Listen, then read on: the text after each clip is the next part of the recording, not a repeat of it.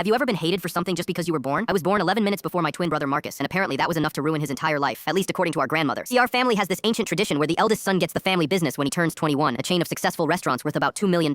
Marcus and I are identical twins, but those 11 minutes made me the heir. Growing up, everyone treated Marcus like he was robbed. Aunts would whisper, "Poor Marcus," at family dinners. Cousins called me the lucky one, and him the backup. Our grandmother straight up told him at his 16th birthday that life wasn't fair, but he'd have to find his own way. The resentment consumed Marcus. He'd accidentally break my laptop the night before big projects were due. He told my girlfriend Sarah that I was secretly texting other girls, which ended our 2-year relationship. He even got me suspended from school by forging notes in my handwriting saying I was skipping class to smoke behind the gym. At family gatherings, he'd make passive-aggressive comments. "Must be nice knowing you'll never have to worry about money." Or, "I wonder what it's like having your future handed to you on a silver platter." Everyone would get uncomfortable and change the subject, but Marcus took it way further than just comments. Junior year, he sabotaged my college applications. He logged into my email and deleted acceptance letters from 3 schools. I only found out when my guidance counselor asked why I hadn't responded to scholarship offers. The breaking point came last month when I turned 21. The family lawyer called to schedule the business transfer meeting. Marcus completely lost it at dinner that night. He slammed his fork down and told everyone I didn't deserve it because I was a spoiled brat who never worked for anything. "You've had everything handed to you since birth," he screamed at me across the table. "I've had to fight for every scrap while you coast through life, knowing you'll be rich no matter what." Our parents tried to calm him down, but he kept going. "It's not fair. Those 11 minutes don't make you better than me. You're not smarter. You're not harder working. You're just luckier." Here's the thing though. Marcus was right about one part. I never wanted the restaurants. I'd been planning to be a teacher since middle school, which pays terrible money, but actually makes me happy. I loved working with kids and wanted to coach basketball at the high school level. So at the family meeting where I was supposed to officially take over, I had a different announcement prepared. I told everyone I was signing the entire business over to Marcus. Every restaurant, every dollar, every asset, the whole empire. The room went dead silent. Marcus looked like he'd seen a ghost. Our grandmother actually gasped out loud, but then I kept talking. "There's just one condition. Since you spent 21 years telling everyone I didn't earn this, you'll need to prove that you did." I pulled out a thick folder of documents I'd been collecting for months. These are Marcus's report cards, work history, and college transcripts. He failed out of business school twice, got fired from his summer job at the country club for showing up drunk. Haven't worked anywhere in 8 months. I spread the papers across the conference table. His GPA was 2.1. He's never held a job longer than 3 months. He's been arrested twice for public intoxication. Our grandmother's face went completely pale as she realized Marcus wasn't exactly business owner material. Our parents looked mortified reading through his employment records. "So here's the deal," I said calmly. "Work successfully at one restaurant for exactly 11 months. 1 month for each minute you claim cost you everything. If you can prove you're not just entitled but actually capable, it's all yours." Marcus started turning red. "You can't put conditions on my inheritance." "It's not your inheritance yet," I replied, "and this is my choice to make." Marcus stormed out screaming that I was playing games with his birthright and that he'd sue me for emotional distress. Our Uncle Dave, who manages the downtown location, agreed to give Marcus a chance. Last week he started as a server at the busiest restaurant in our chain. He lasted 3 days before getting fired for arguing with customers about their orders and telling a family with crying kids that they should have gotten a babysitter. Dave called me laughing. "Your brother told a customer that the steak was fine and they were just being picky. Then he refused to compartment their meal when they complained." 2 weeks later, Marcus tried the kitchen at our suburban location. The head chef fired him after 1 shift for contaminating food prep by not washing his hands and claiming germs build character. Now he's begging our parents to force me to just hand over the business without conditions. But they've finally seen what I knew all along. Turns out being born 11 minutes later wasn't Marcus's real problem. His problem was spending 21 years blaming those 11 minutes instead of actually working to deserve anything.